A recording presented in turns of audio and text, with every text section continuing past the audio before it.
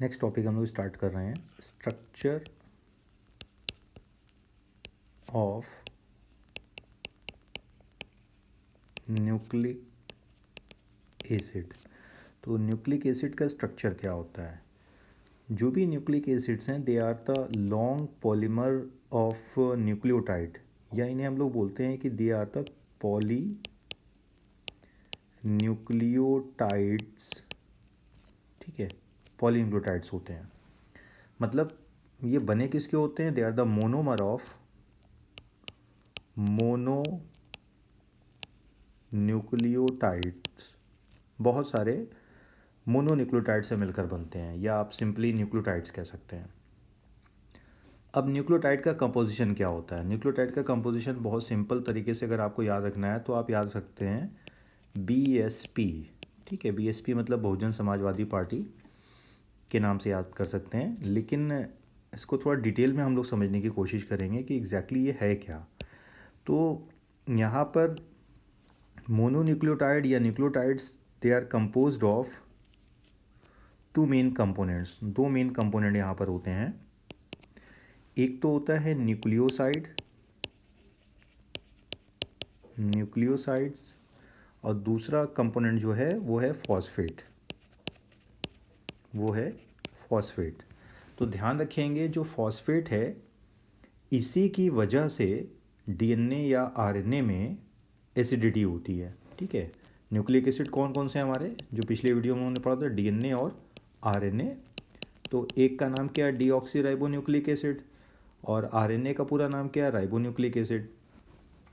तो DNA और RNA दोनों में जो एसिडिक नेचर होता है वो किसकी वजह से होता है? फॉस्फेट की वजह से। तो ये हमेशा याद रखना है हम लोगों को कि the acidic nature in nucleic acid और DNA RNA is due to the presence of phosphate, right.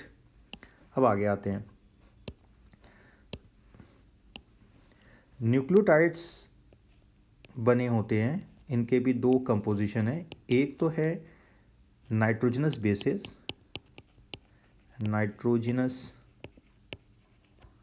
Basis, और दूसरा कंपोनेंट यहाँ पर है 5 कार्बन पेंटोज शुगर। जो नाइट्रोजनस बेसिस हैं दीज आर द हेट्रोसाइक्लिक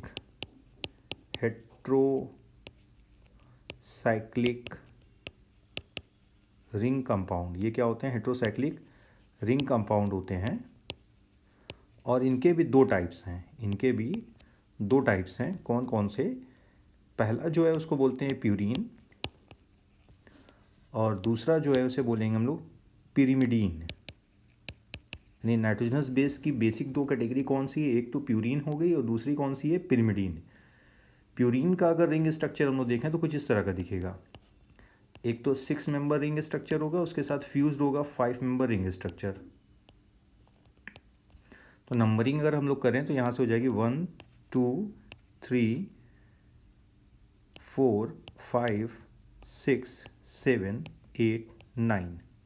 वहीं पिरिमिडीन की अगर बात करें तो 6 मेंबर बेंजीन लाइक स्ट्रक्चर होगा, लेकिन सिर्फ ऐसा नहीं होगा कि कार्बन ही प्रेजेंट है, कार्बन के अलावा नाइट्रोजन भी यहाँ प्रेजेंट होगा। इसकी भी नंबरिंग कर लेते हैं 1 2 3 4 5 6। तो दो कैटेगरी हम लोगों ने किसकी देखी यहाँ पे? नाइट्रोजनस बेस की। इसको भी आगे भी हम लोग देखेंगे, इसकी भी फर्दर डिफरेंट कैटेगरीज हैं। वहीं पेंटोज शुगर की बात करें तो दो तरह की शुगर होती हैं। एक शुगर जो होती है उसको हम लोग बोलते हैं डीऑक्सी राइबोज शुगर, और दूसरे को बोलते हैं राइबोज शुगर। दोनों में ही नंबर ऑफ कार्बन कितने होते हैं? 5 कार्बन। यहाँ पे भी 5 कार्बन मिलेंगे आपको, और यहाँ पे भी 5 कार्बन मिलेंगे। फ़र्क क्या है? डीऑक्सी राइबो शुगर आपको मिलेगी DNA के अंदर, इसीलिए इसका नाम क्या है? डीऑक्सी राइबो न्यूक्लिक एसिड है, due to the presence of deoxy ribo sugar. वहीं RNA का पूरा नाम क्या है? Ribo nucleic acid. क्यों? क्योंकि इसमें जो शुगर प्रेजेंट होती है उसका नाम क्या है? Ribo sugar. तो दो बातें आपको क्लियर हुई। एक तो एसिडिक नेचर क्यों होता है DNA या RNA का, क्यों इसे एसिड कह रहे हैं, न्यूक्लिक एसिड क्यों कह रहे हैं? क्योंकि न्यूक्लियस में पाया जा रहा है। एसिडिक बिहेवियर क्यों है? फॉस्फेट की वजह से होता है। डीएनए का नाम डीऑक्सी राइबो न्यूक्लिक एसिड क्यों? क्योंकि यहाँ पे शुगर कौन सी पाई जा रही है? डीऑक्सी राइबो शुगर पाई जा रही है। जबकि आरएनए में अगर बात करें तो यहाँ पे शुगर कौन सी पाई जा रही है? राइबो शुगर, इसलिए इसका नाम क्या है? राइबो न्यूक्लिक एसिड है, राइट। अगर आप स्ट्रक्चरल डिफरेंसेस देखना चाहें तो इसको हम लोग बना के समझते हैं कि अगर हम यहाँ पे डीऑक्सी राइबो शुगर का डायग्राम बनाते हैं मॉलिक्यूलर स्ट्रक्चर, तो कुछ इस तरह का बनेगा। पेंटागोनल स्ट्रक्चर होगा। ये पहले नंबर का कार्बन, दूसरा कार्बन, तीसरा कार्बन और ये चौथा कार्बन, जबकि यहाँ पे पांचवा कार्बन। तो नंबरिंग करने के लिए यहाँ पे 1 prime carbon, second prime carbon, third prime carbon, fourth prime carbon और ये हो गया 5 प्राइम कार्बन। डीएनए में सेकंड प्राइम कार्बन जो है यहाँ पर आपको एच ग्रुप मिलेगा। और अगर आरएनए का हम लोग डायग्राम बनाएं, मॉलिक्यूलर डायग्राम, आरएनए का नहीं बल्कि राइबोज शुगर का, तो वहाँ पर क्या चेंजेस देखने के लिए मिलेगा? ये नंबर 1 कार्बन हो गया, 2 हो गया, 3 हो गया, 4 और यहीं पर लगा हुआ 5 कार्बन हो गया। 1 प्राइम, 2 प्राइम, 3 प्राइम, 4 प्राइम और ये हो गया 5 प्राइम। यहाँ पर आपको सेकेंड नंबर कार्बन पर यानी सेकेंड प्राइम कार्बन पर आपको क्या मिल रहा है? OH। थोड़ा सा डिफरेंस आपको याद रखना पड़ेगा, इससे आपको आसानी होगी, जिसे मैं अभी समझाने की कोशिश कर रहा हूँ कि यहाँ पे H ग्रुप मिल रहा है सेकेंड नंबर कार्बन पे और यहाँ पे क्या मिल रहा है? OH मिल रहा है। तो OH ग्रुप प्रेजेंट होने की वजह से यहाँ पे हम लोग राइबोज शुगर कह रहे हैं। क्या बोल रहे हैं? राइबोज शुगर कह रहे हैं। और यहाँ H ग्रुप होने की वजह से हम लोग क्या बोल रहे हैं? डीऑक्सी राइबोज शुगर कह रहे हैं, राइट। तो OH ग्रुप होने की वजह से आरएनए जो होता है मोर रिएक्टिव हो जाता है। दिस इज मोर रिएक्टिव हो जाता है। इसीलिए आरएनए जो होता है स्टेबल नहीं होता है। आरएनए स्टेबल नहीं होता, इसीलिए इसको न्यूक्लिक एसिड तो है लेकिन जेनेटिक मटेरियल के तौर पे सेल में इस्तेमाल नहीं किया जाता है। भाई डीऑक्सीराइबोज शुगर प्रेजेंट है कहाँ पर? डीएनए में, और यहाँ पे एच ग्रुप पाया जा रहा है, तो ये लेस रिएक्टिव होता है, इसीलिए डीएनए को इस्तेमाल किया जाता है as a genetic material in almost all the type of cellular organism including viruses, जैसा पहले हम लोगों ने वीडियो में देखा था।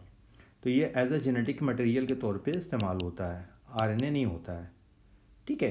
तो डिफरेंसेस उम्मीद है आपको समझ में आ गया होगा। एक बात और, जब आप नंबरिंग कर रहे होंगे शुगर की, तो वहाँ पे हम लोग जैसे 1 लिखा हमने, ये प्राइम लगा दिया, 2 लिखा प्राइम लगा दिया, ये प्राइम हम लोग लगाते हैं। डैश जो लिखा हुआ है that is called the prime. Prime लगाने की अपनी एक वजह है जिसे हम लोग आगे वीडियो में समझने की कोशिश करेंगे क्यों प्राइम लगा रहे हैं। भाई बेस का नंबरिंग कर रहे हैं तो कोई प्राइम नहीं लगा रहे हैं, सिंपली 1 2 3 4 5 6 7 8 9 हम लोग लिख दे रहे हैं। इसी तरह से पिरिमिडीन में भी 1 2 3 4 5 6 लिख दे रहे हैं, यहाँ कोई प्राइम नहीं लगा रहे हैं।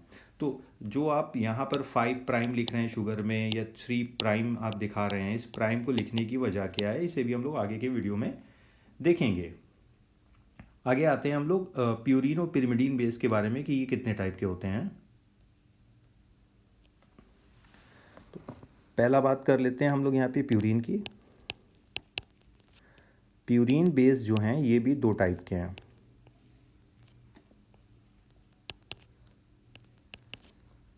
एक तो है एडेनिन और दूसरा है ग्वानिन। सिमिलरली अगर पिरिमिडीन की बात करें तो पिरिमिडीन की यहाँ पे आपको 3 कैटेगरी बल्कि मिलेगी। पिरिमिडीन बेस की बात करें तो इसकी 3 कैटेगरी है। कौन कौन सी? पहला साइटोसिन, दूसरा यहाँ पर जो टाइप है वो है थाइमीन और third one is the uracil. अब डिफरेंस क्या है आपको ये याद रखना है कि थाइमीन जो है सिर्फ और सिर्फ डीएनए में, यूरेसिल जो है सिर्फ और सिर्फ आरएनए में मिलेगा बेस, जबकि adenine to cytosine plus guanine ये present in both DNA and RNA, ठीक है। तो अगर आपसे कोई पूछता है कि कौन सा पिरिमिडीन बेस कॉमन है जो डीएनए और आरएनए दोनों में पाया जाता है, तो आपका जवाब होगा cytosine. Cytosine is the common pyrimidine base pair bases which is present in both DNA as well as RNA. Purine में एडेनिन और ग्वानिन दोनों ही पाए जाते हैं डीएनए आरएनए में। तो अगर आरएनए का बेस कंपोजिशन लिखें, आरएनए का बेस कंपोजिशन क्या हो जाएगा भाई, कौन कौन से बेसिस आपको मिलेंगे, आरएनए में पाए जाने वाले बेसिस कौन से होंगे, तो एडेनिन होगा, देन ग्वानिन होगा, देन साइटोसिन होगा और देन यूरेसिल होगा। उसी तरह से अगर डीएनए में हम देखें बेसिस कौन से प्रेजेंट हैं, तो यहाँ पे आपको एडेनिन मिल जाएगा, ग्वानिन मिलेगा, साइटोसिन और थाइमिन, ये इतने बेसिस होंगे। तो उम्मीद है बेस कंपोजिशन आपको समझ में आ गया होगा। प्लस शुगर कौन सी प्रेजेंट होगी, आरएनए में जो शुगर प्रेजेंट होगी उस शुगर का नाम हम लोग यहाँ पर लिखते हैं राइबोज शुगर। क्या लिखते हैं, राइबोज शुगर। और डीएनए में जो शुगर प्रेजेंट होती है उसे क्या लिखते हैं, डीऑक्सी राइबोज शुगर। इसके अलावा इन दोनों में और क्या प्रेजेंट होगा, कॉमन जो प्रेजेंट होगा उसे हम लोग क्या बोलेंगे, उसे कहेंगे फॉस्फेट। तो फॉस्फेट दोनों जगह पे कॉमन होगा। तो ये हो गया बेस कंपोजिशन, ये हो गया शुगर और दिस इज द फॉस्फेट। तो जब ये सभी आपस में मिलते हैं तो डीएनए का या आरएनए का फॉर्मेशन होता है। फ़र्क इतना है कि आरएनए में आपको यूरेसिल मिलेगा, डीएनए में थाइमिन, बेस का डिफरेंस जो मिलेगा, और आरएनए में राइबोज शुगर होगी, डीएनए में डीऑक्सी राइबोज शुगर पाई जाती है। तो उम्मीद है ये वीडियो भी आप लोगों को समझ में आया होगा। इसके आगे हम लोग कौन से बॉन्ड नेचर पाए जाते हैं, कंप्लीमेंट्री बेस पेयरिंग क्या आती है, इन सारी चीज़ों को भी देखेंगे।